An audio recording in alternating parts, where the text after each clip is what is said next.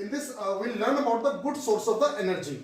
Sources of energy, which are the good one, we may say that what are the characteristics or what are the good qualities of the sources of those energy. The first thing is the fuel which we choose, that should give a good amount of the energy. Second, it should be cheap and easily available. Cheap so that the middle class family or the lower class person can also get easily. Next, it doesn't cause pollution, which is the main problem in the world nowadays, that is the pollution. So fuel that should not cause pollution. Next, easily transport, that should easily be transport from one place to another place.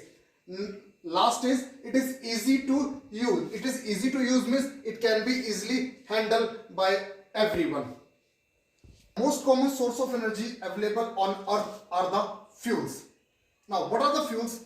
Those material which gives heat energy on burning, that they are known as a fuel. For example, coal, LPG, wood, kerosene, petrol, diesel, etc. They all are the fuel which gives us the heat energy. Now, among this, which is the very good fuel? That depends upon the two factors. One is the calorific value of the fuel. Second is the ignition temperature of the fuel. Now, what is calorific value? The amount of the heat energy produced in burning unit mass of fuel completely. It means unit mass means either we can say 1 gram or the 1 kilogram. Unit means 1.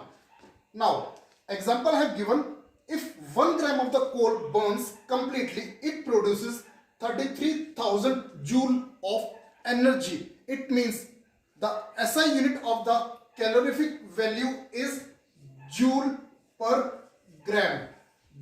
That is joule per gram. It means, what it means, if 1 gram of the fuel is burned completely, then 33,000 joules of energy is produced, or we can say 33 kilojoules of energy is produced. Now, you can see from this table that the very first fuel is a cow dung. That cow dung produces only 6 to 8 kilojoule of the energy per gram. The second is a wood that provides 17 kilojoule of the energy per gram. Like this, diesel that provides 45,000. Then 8 number is a petrol that provides 50 kilojoule of energy per gram. And the last is hydrogen gas, which provides 150 kilojoule of energy per gram. It means the hydrogen gas has a very good calorific value. That is the highest one among this table. So that is one of the good source of the fuel. The second factor of a good fuel is ignition temperature. As I told, what is the ignition temperature? The minimum temperature at which fuel catch fire or that will start get burning, that is known as the ignition temperature. No fuel can burn below its ignition temperature. Fine. One more thing, you have learned in chemistry that sodium is put in a kerosene, because when we take out from the kerosene, it start burning, it start reacting. So that is its temperature, that start reacting early. But if we take magnesium and we keep in open air, that will not get burned. So same thing, ignition temperature matters a lot. It should have a low ignition temperature.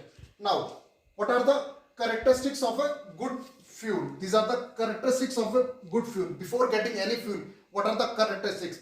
Let me tell you, this characteristics are important. Sometimes the question asked directly in the exam. The very first point is high calorific value. The good fuel should have a high caloric value. It means will give you more energy in burning a small quantity of object. Second, should not produce harmful gases.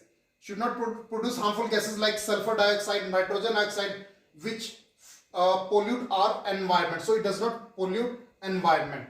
Third, proper ignition temperature. Just now I told. So neither a good fuel neither should have a low temperature nor should have a very high temperature. Fourth, it should be cheap and easily available. Fifth, it is easy to store, easy to handle, and can be easily be transported from one place to another place. Next point is it should not leave any residue, as LPG, when LPG burns, it doesn't leave any residue. It forms only carbon dioxide and water vapors. Whereas if we burn cow dung or we burn coal, a small amount of the residue is left, that we call as a ash. Next, last point, should burn smoothly.